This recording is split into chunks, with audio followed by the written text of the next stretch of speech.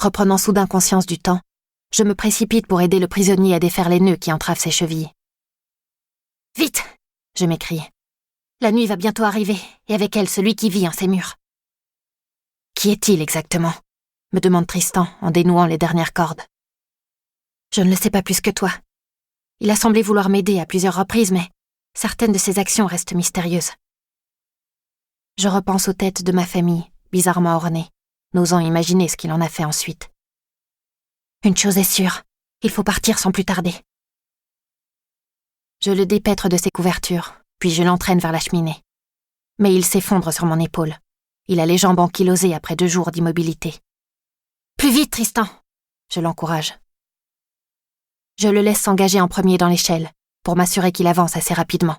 « Allez !» À mesure que nous gravissons les barreaux, l'air se fait plus froid et le sifflement de la bise plus fort. Il me semble entendre aussi un autre sifflement, au-dessous de nous, tout en bas, dans l'antre que nous avons quitté. Un sifflement d'indignation et de fureur. Hors d'haleine, nous débouchons sur le toit enténébré. « Par ici !» je crie à Tristan, l'entraînant sur la pente en direction de la lucarne. « Raccroche-toi à moi et fais attention de ne pas déraper !» Les nuages cachent la lune, et mes bas glissent sur les tuiles où s'est déjà formée une fine pellicule de givre. Mais je n'en ai cure.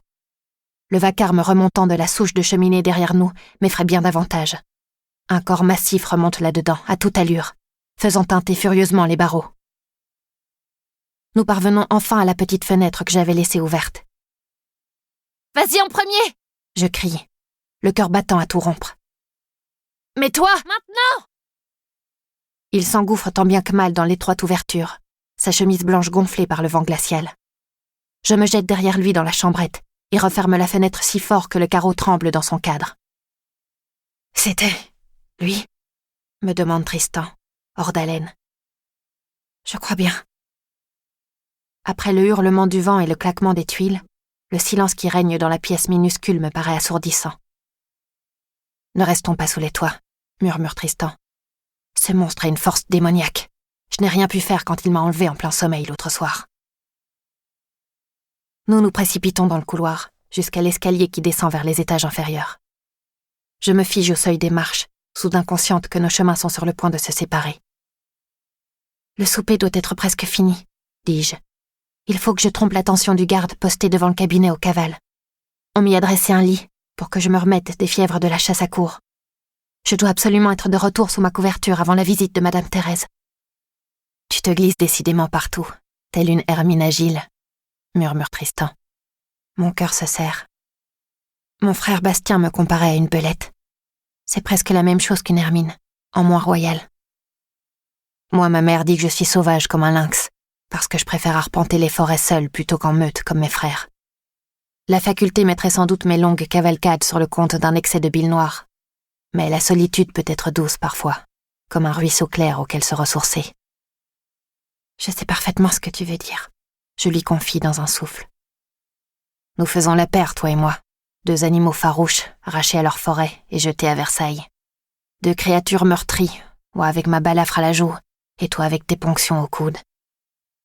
Mais justement, les bêtes blessées sont les plus rusées. Ce soir, je vais faire diversion. Je vais descendre en premier et jouer les mourants. Le garde me portera jusqu'à l'aile des garçons, te laissant la voie libre. Dans la pénombre presque complète du couloir, je distingue à peine la silhouette de celui qui se tient à quelques centimètres de moi. Mais je sens son souffle tiède sur mon front. « Comment expliqueras-tu ce qui t'est arrivé ?» je lui demande, mortifiée de l'épreuve que je lui ai fait vivre. « Je prétendrai que je suis moi aussi tombé malade après la chasse, » répond-il. « Qui sait quel miasme coule dans la rivière que nous avons traversée ? J'expliquerai que je me suis réveillée dans le grenier de l'aile des filles, après plusieurs nuits de délire. Je mettrai le tout sur le compte des fièvres et du somnambulisme. » Quand nous reparlerons-nous ? Le soir au souper. C'est le seul moment où les pensionnaires des 2 ailes se côtoient. Il faudra redoubler de discrétion, car tu nous rejoins dans la dernière ligne droite. Nous ? Je répète. Tu veux dire que vous êtes plusieurs ? Tristan hoche la tête. La fronde prépare cet attentat depuis des mois. La cour est infiltrée de courtisans acquis à la cause.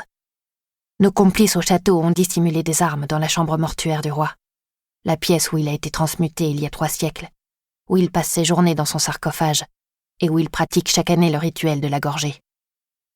Les 2 candidats retenus s'y retrouveront seuls avec l'immuable pendant quelques minutes. Une occasion unique où le despote sera sans garde ni suivant. Il y a un panneau coulissant en bas à droite de la cheminée, celui qui porte une moulure de tête de lion. Dans cette alcôve escamotée se trouve un puits en chêne, l'essence la plus efficace contre les vampires, ainsi qu'une épée d'argent, le métal qu'ils redoutent entre tous. Ces armes seront à ma disposition si je suis sélectionné pour la gorgée.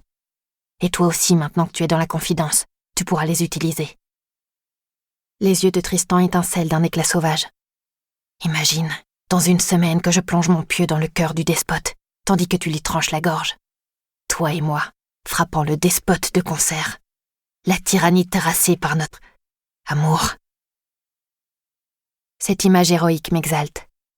Le fait que Tristan répète le mot « amour », qu'il m'avait déjà murmuré dans la forêt, m'émeut encore davantage.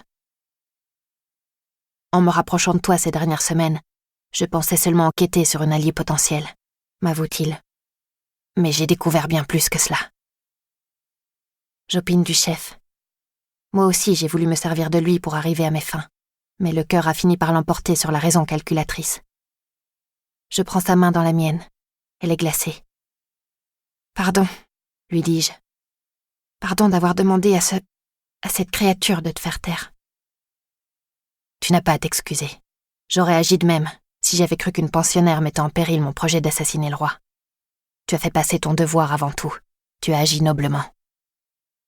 Je suis une roturière, Tristan, je lui rappelle. Il s'approche de moi, son visage dévoré d'ombre envahissant tout mon champ de vision. Je parle de la noblesse du cœur, murmure-t-il. Celle qui échappe au titre, aux conventions, à tout ce protocole dans lequel l'étiquette voudrait enfermer les mortels. Et moi, si tu m'y autorises, je t'aime encore plus pour ça, Diane. Jeanne, je le reprends, parce que je ne peux plus supporter d'entendre un autre nom que le mien dans sa bouche. Jeanne Froidelac. Il lève doucement ses doigts à mon visage et caresse l'une des mèches grises que le vent a ébouriffées. Jeanne, répète-t-il avec ravissement. Mon Hermine d'argent, qui court sur les toits du ciel et qui commande aux monstres des enfers. Ma mère prétend m'avoir choisi parce que j'étais le plus brave de mes frères, moi qui ai combattu un ours à main nue. Je crois qu'elle m'a surtout désigné parce que j'étais le plus indépendant, le plus capable à ses yeux de remplir cette mission d'infiltration cruciale sans craquer. Mais j'ai peur, tu sais. Jadis, l'ours s'en est tiré sans une égratignure, alors qu'il m'a marqué dans ma chair à jamais. Or, l'immuable est 1000 fois plus redoutable que les fauves les plus féroces. Puissais-je être aussi courageux que toi, quand viendra le moment de l'affronter? Transis en haut du petit escalier sous les combles, nous sommes perchés au bord du vide. Tels ces 2 animaux en chasse que Tristan évoquait à l'instant, sur le point de sauter dans une vallée immense et inconnue. Dans ce vertige, je ressens tout plus intensément. La peur fait frissonner ma peau, l'excitation accélère les battements de mon cœur. Et cette chaleur qui me réchauffe le ventre, Tristan l'a déjà nommée. C'est la flamèche d'un amour naissant, qui s'est joué de nous 2 en s'allumant à notre insu. Les lèvres de Tristan s'entrouvent en s'approchant des miennes, frémissantes. Lorsque nos bouches se rencontrent, elles cessent enfin de trembler.